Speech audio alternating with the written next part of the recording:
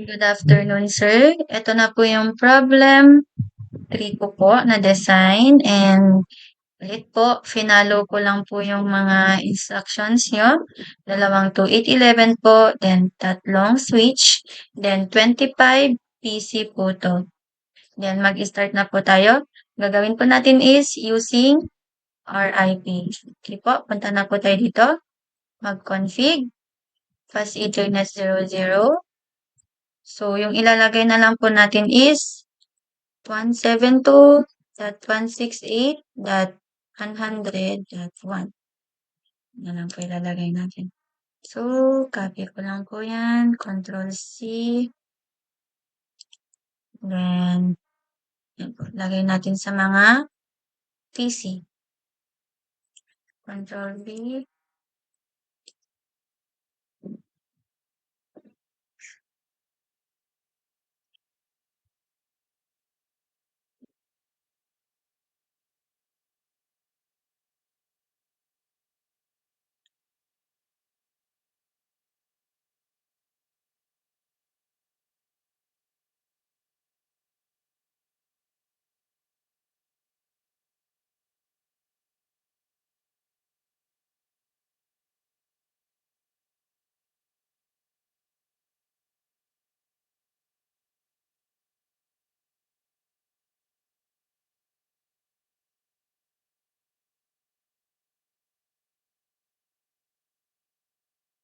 Yan lang po yung gagawin natin, sir.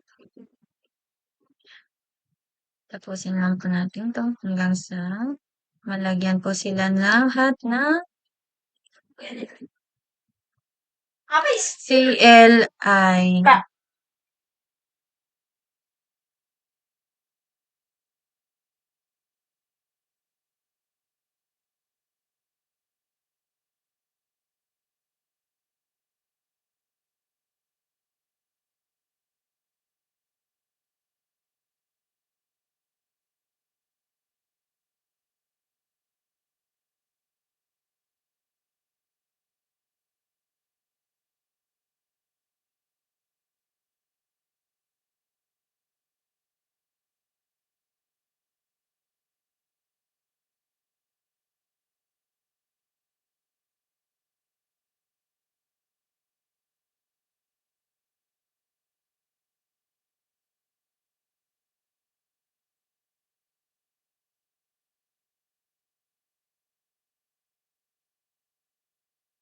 Pasensya na, sir, kung may maingay kanina.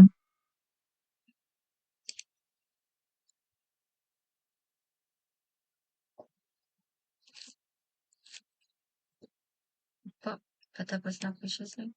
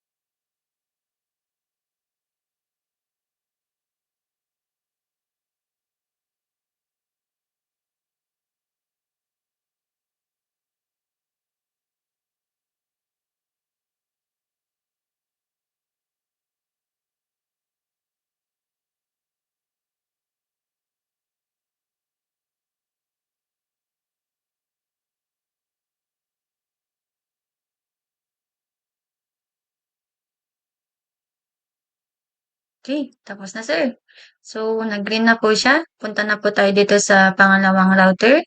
Maglagay na po tayo dito ng sa default gateway natin. So, yung ilalagay natin, so is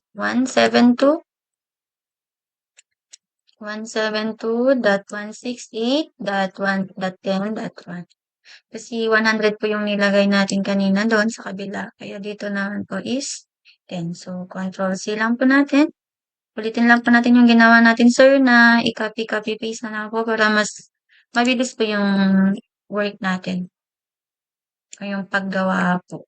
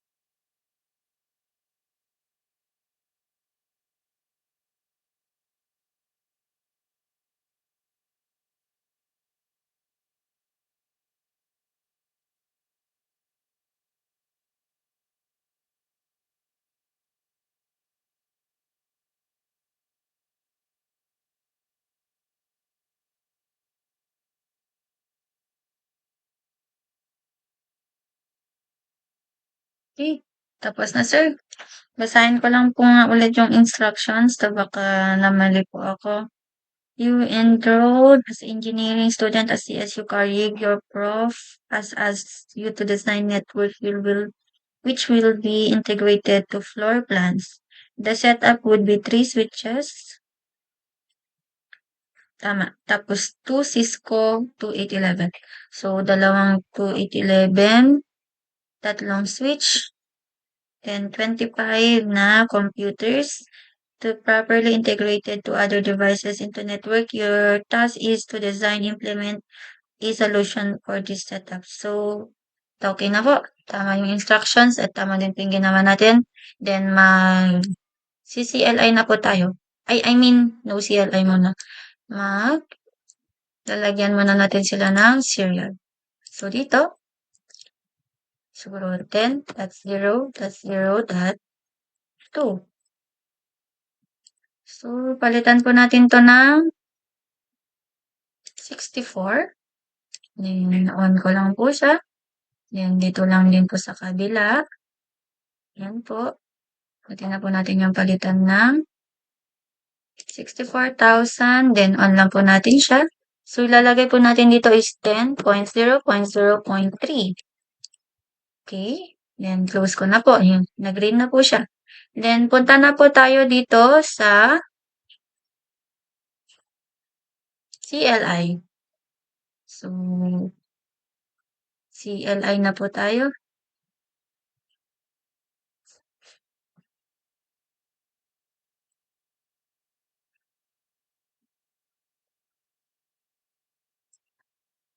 So, CLI na po tayo, sir.